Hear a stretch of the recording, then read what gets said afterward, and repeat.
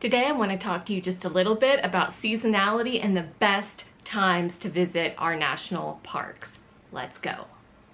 So I just want to take you gradually through a calendar year and discuss season by season what parks are great ones to explore based on the location, the elevation, and the weather patterns at that region or parks with those characteristics. So let's start in the spring. Spring can be a little touch and go. It's a time of year where there are a lot of changing weather patterns at a lot of the parks. So one area of the country where you don't get quite as much risk of precipitation, that's the deserts.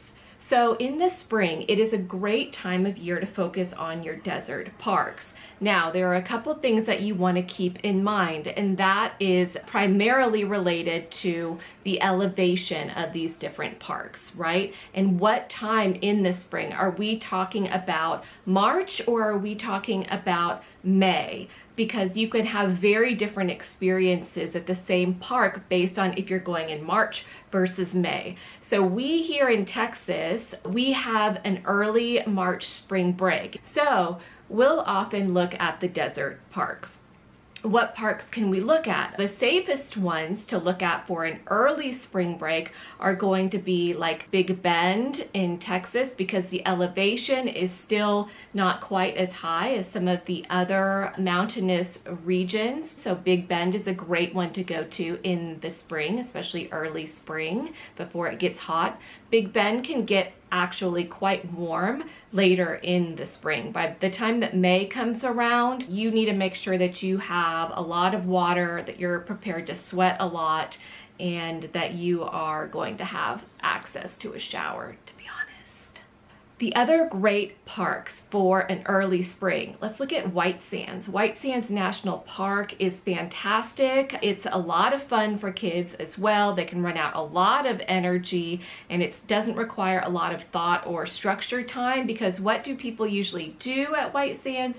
You either basically walk through the sand on certain trails, which a lot of people go off trail and get lost, but we do love White Sands. So White Sands is where you usually take some sort of a saucer or a sled and the kids have a whole lot of fun. It's the beach without the water portion. But White Sands is a great one for spring. If you're going to White Sands, stop at Carlsbad Caverns National Park. That's fantastic because it is inside-ish, so that you don't really have to worry about what the weather is like outside. Guadalupe Mountains National Park is right there by Carlsbad Caverns as well, maybe an hour and a half just east of it. However, Guadalupe Mountains, some of its more famous hikes are the top peaks that are around 8,000 feet, maybe higher. So that one you'll need to get a sense of what's been happening with the weather depending on when in the spring you might consider going to Guadalupe Mountains National Park. The southern Colorado parks like Mesa Verde and even Black Canyon, those are still going to have probably a lot of snow unless I were expecting and wanting to experience snow. I wouldn't try to go there until maybe May. However, if you go a little bit further west and you go into Moab, we found that Moab often has some of the most desirable and enjoyable weather for spring. We'll have to bring jackets. There have been times we've been there even in early spring for spring break. Actually, many years we've gone there during spring break. And there will be snow flurries.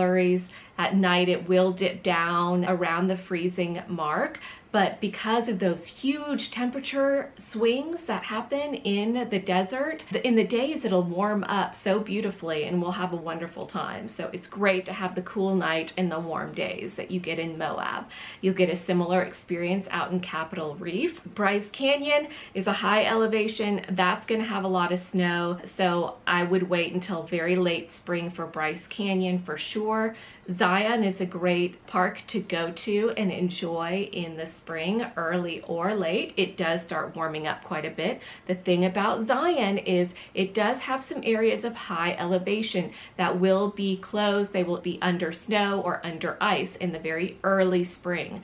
So if you're wanting to do Angel's Landing and you don't have your little, are they called clampons?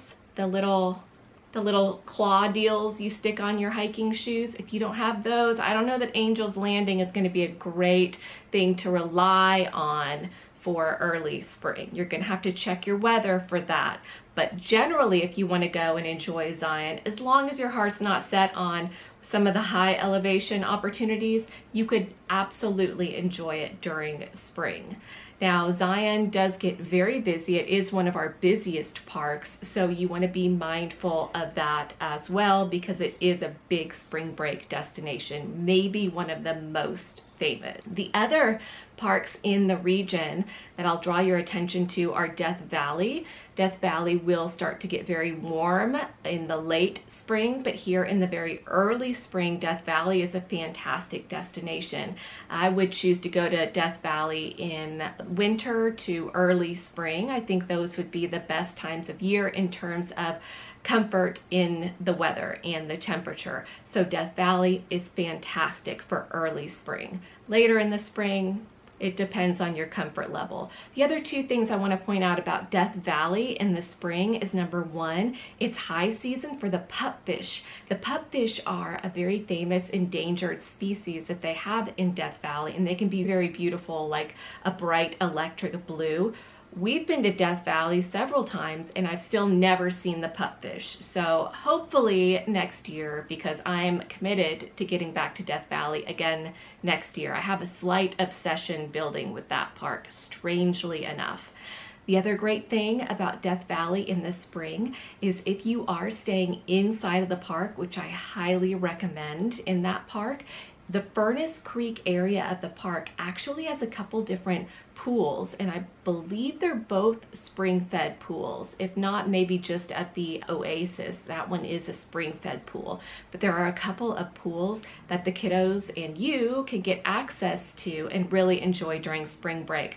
That is one requirement that my daughter always has, is she is a fish out of water and wants to be back in the water by the time March hits. So pools are a priority.